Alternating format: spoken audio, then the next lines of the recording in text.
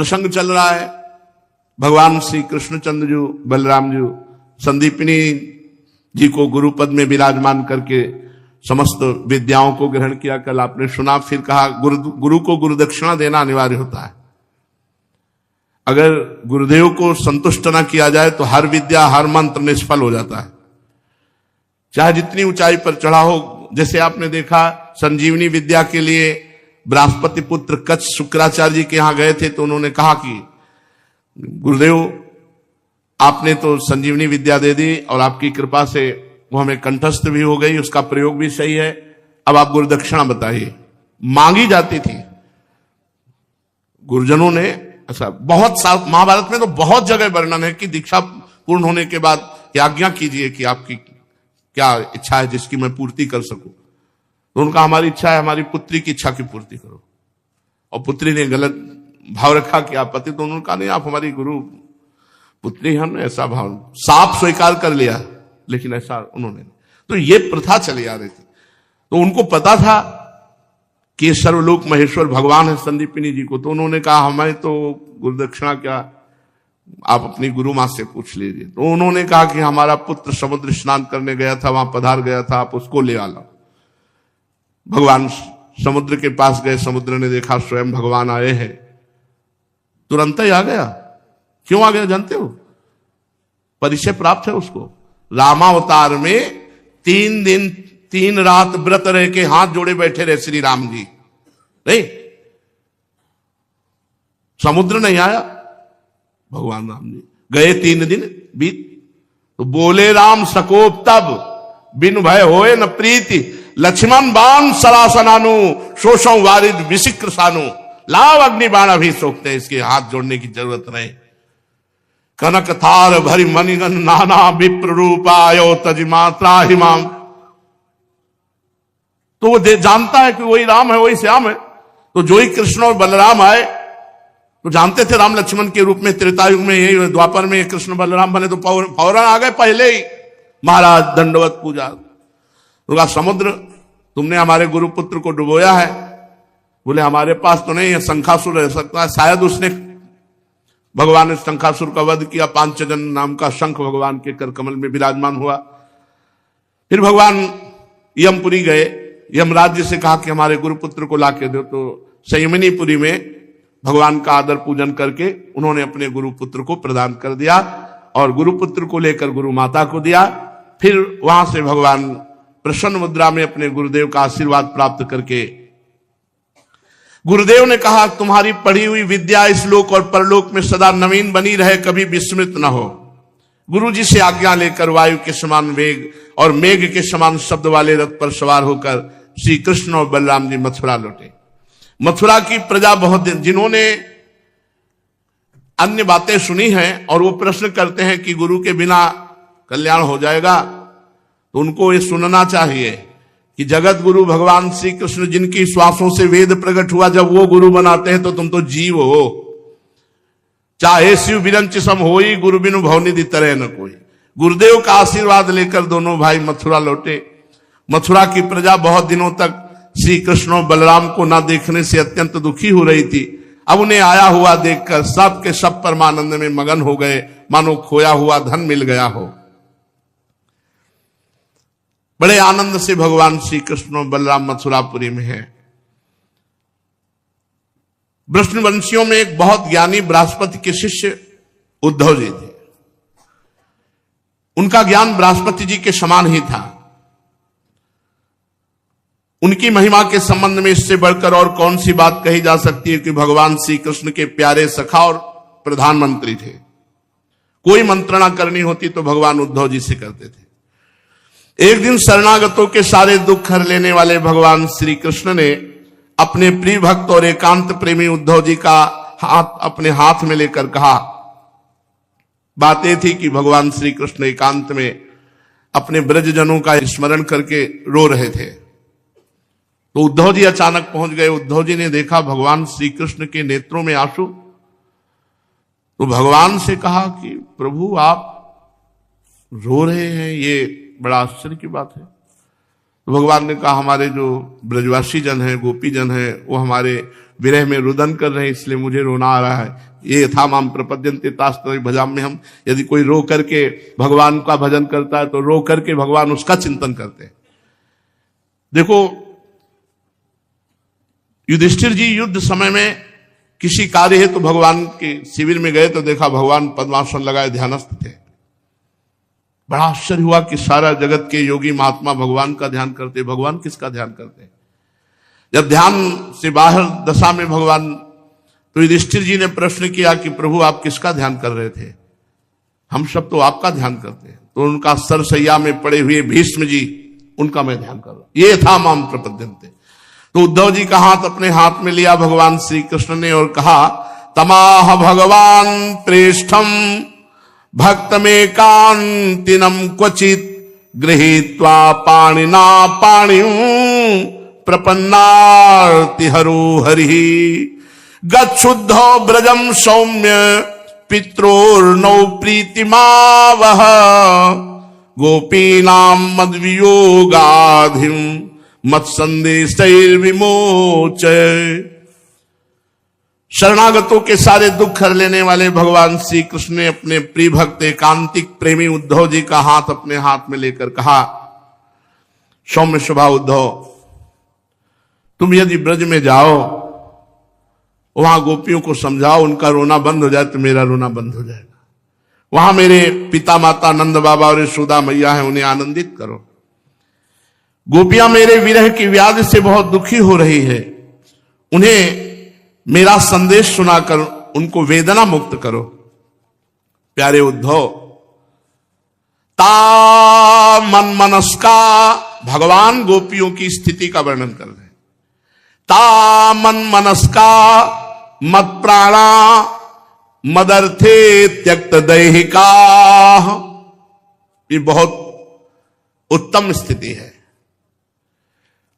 ता मन मनस्का, गोपियों का मन, ता माने गोपियों का मन, मनस का मन निरंतर मुझ में लगा रहता है। ये भगवान कह रहे हैं गोपियों का मन निरंतर मुझ में लगा।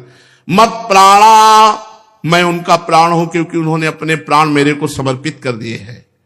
मदर्थे त्यक्त दैहिका, उनका जीवन उनका सर्वस्व मैं हूं क्योंकि उन्होंने मदर्थे मेरे लिए अपने पति पुत्र देह सगे संबंधी सबको छोड़ दिया है। यह है गोपी की स्थिति। ता मन मनस का, गोपियां मेरे मन वाले निरंतर मेरा भजन करती। मत प्राणा, उन्होंने अपने प्राण मेरे को समर्पित कर दिए, मैं उनका प्राण हूं। और मदर्थे त्यक्त दैहिका, मेरे लिए उन्होंने अपने देह संबंध, पति पुत्र देह सगे रिश्ते नाते सबका त्याग कर दिया है। मामेव दैतम प्रेष्ठ मात्मानं मनसा गताः ये त्यक्त लोक धर्माश्च मदर्थे तान बिभर्म्यहम्। उन्होंने अपनी बुद्धि मुझ में लगा दी है, मुझको अपना प्यारा मानते हैं। नहीं, अपना प्रीतम नहीं, मुझे अपना आत्मा, अपना सर्वस्व मानते हैं। ये बात ध्यान दीजिए भगवान के। ये त्यक्त लोक धर्माश्च मदर्थे तान बिभर्म्यहम्, ये मेरा व्रत है जो मेरे लिए लौकिक पारलौकिक धर्मों को भी छोड़ देते हैं, उनका भरण पोषण मैं करता हूं। समझ लो, लौकिक पारलौकिक, लौकिक और वैदिक, पारलौकिक वैदिक सब बस हमारे श्यामा श्याम, हमारे, मैं उनका स्वयं भरण पोषण करता हूं। ये मस्ती का बात। मैता प्रेयसाम प्रेष्ठे दूरस्थे गोकुल स्त्रिया, ये श्लोक हमारे पूज्य गुरुदेव भगवान लाडली कुंज में भी लिखे थे। और वो जो छोटी कुटिया थी, मामेव दैतम प्रेष्ठो मात्मानम मनसा गताः ये त्यक्त लोक धर्माश्च मदर्थे तान बिभर्म्यहम्, गुरुदेव भगवान लिखे थे।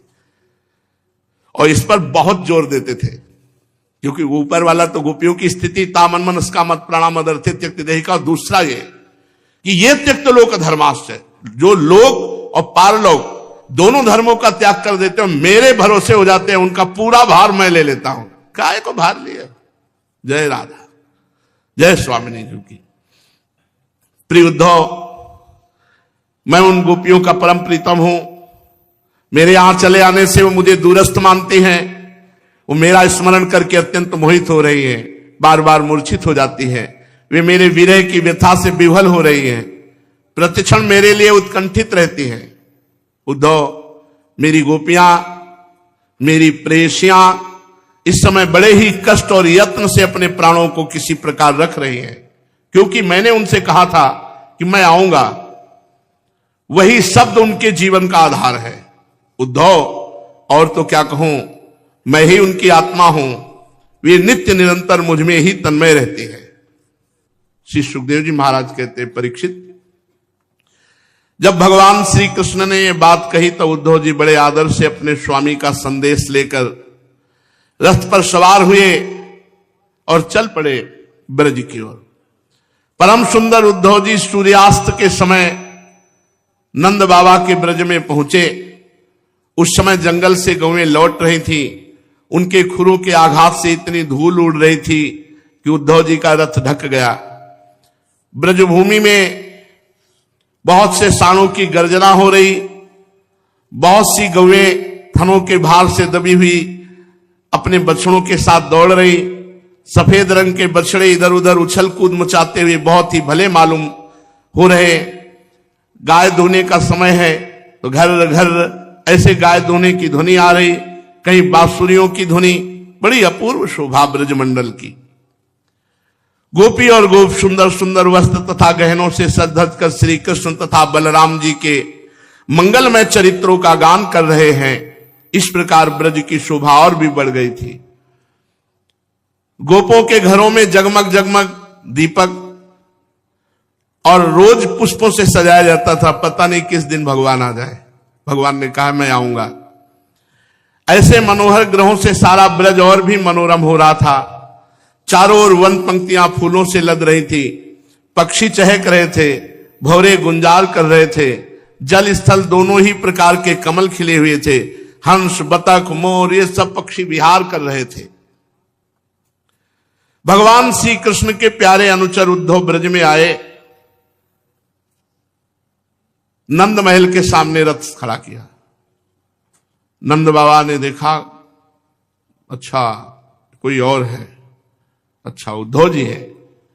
प्रसन्न चित्त उनसे मिले। एक बार तो लगा कि श्री कृष्ण आ गए, क्योंकि वैसी ही पोशाक, वैसा ही श्याम रंग और रथ पर सवार। तो एक बार तो सबको लगता था प्रभु आ गए क्या, अच्छा नहीं प्रभु नहीं। उद्धव जी को गले लगाया, जैसे भगवान श्री कृष्ण को प्यार किया करते थे वैसे ही उद्धव जी को प्यार किया। सुंदर भोग पवाया। आराम से पलंग पर जब बैठ गए, सेवकों ने पंखा झल करके उद्धव जी की थकावट दूर की। तब नंद बाबा ने उनसे पूछा, कच्चिदंग महाभाग सखा नह सूर नंदनः आस्ते कुशल्य पत्याद्यैर युक्तो मुक्तः सुहृदवृतः।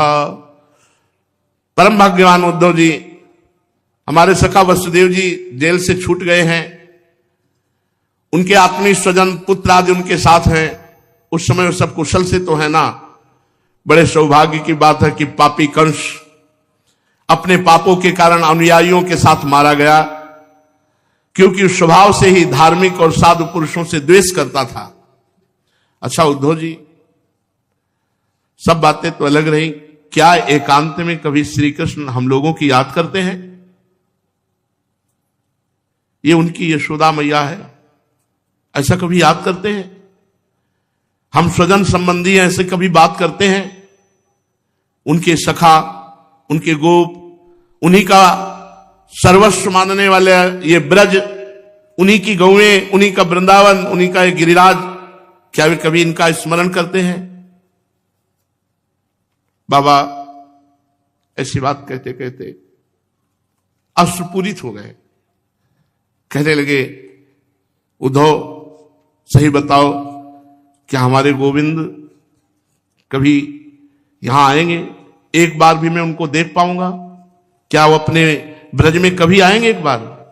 उद्धव सही कहते हैं, यदि वे यहां आ जाते तो हम उनकी वो सुघड़ नासिका, उनका मधुर हास्य, मनोहर चितवन से युक्त मुख कमल देख लेते।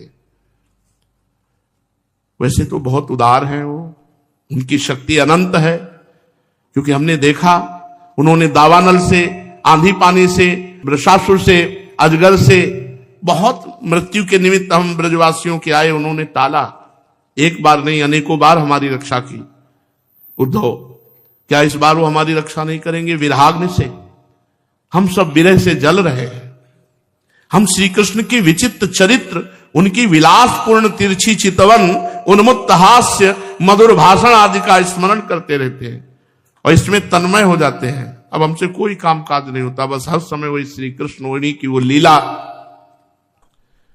उद्धव जी, जब हम देखते हैं कि वही यमुना जी है जिसमें श्री कृष्ण बलराम जल क्रीड़ा करते थे, ये वही गिरिराज जी है जिसे उन्होंने अपने एक हाथ पर उठा लिया था हम सबकी रक्षा के लिए, ये वही कुंज निकुंजे हैं, ये वही वन है जहां श्री कृष्ण गौएं चराते हुए बांसुरी बजाते थे, ये वही स्थान है जहां वे अपने सखाओं के साथ अनेकों प्रकार के खेल खेलते थे।